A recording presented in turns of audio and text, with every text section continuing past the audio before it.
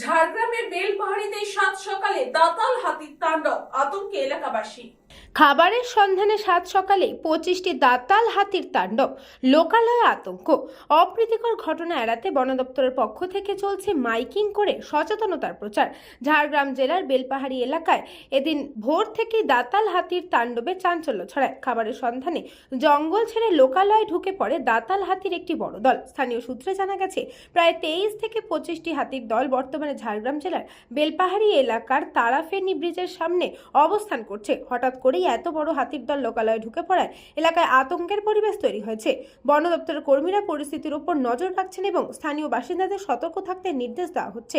উল্লেখ্য, ঝাড়গ্রাম জেলার প্রায়শই জঙ্গল থেকে হাতির দল খাবারের সন্ধানে লোকালয়ে প্রবেশ করে, যার ফলে গ্রামবাসীদের মধ্যে উদ্বেগ বাড়ে। বারবার লোকালয়ে হাতি চলে আসায় এলাকার মানুষ আতঙ্কিত বোধ করছেন। বন দপ্তরের উদাসীনতার জন্য এই ধরনের ঘটনা ঘটছে বলেই মনে করা হচ্ছে সাধারণ মানুষের পক্ষ থেকে। যদিও বন দপ্তরের পক্ষ থেকে মাইকিং করলেও গ্রামের মানুষ আতঙ্ক কাটিয়ে উঠতে পারছেন না। শীতের শুরু থেকে একেবারে গ্রীষ্মের শুরু পর্যন্ত ঝাড়গ্রাম, পশ্চিম মেদিনীপুর ও বাঁকুড়া জেলার তৎসংলগ্ন এলাকায় দাতাল হাতির দাপাদাপি লক্ষ্য করা যায়।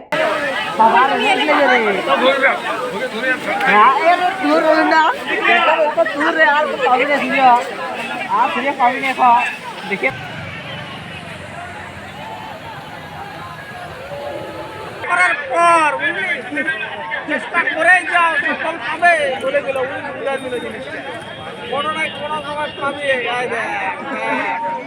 তোমার সোজা কথা হচ্ছে না, তো মাথা কথা হলে তুমি থাকতে দেবে।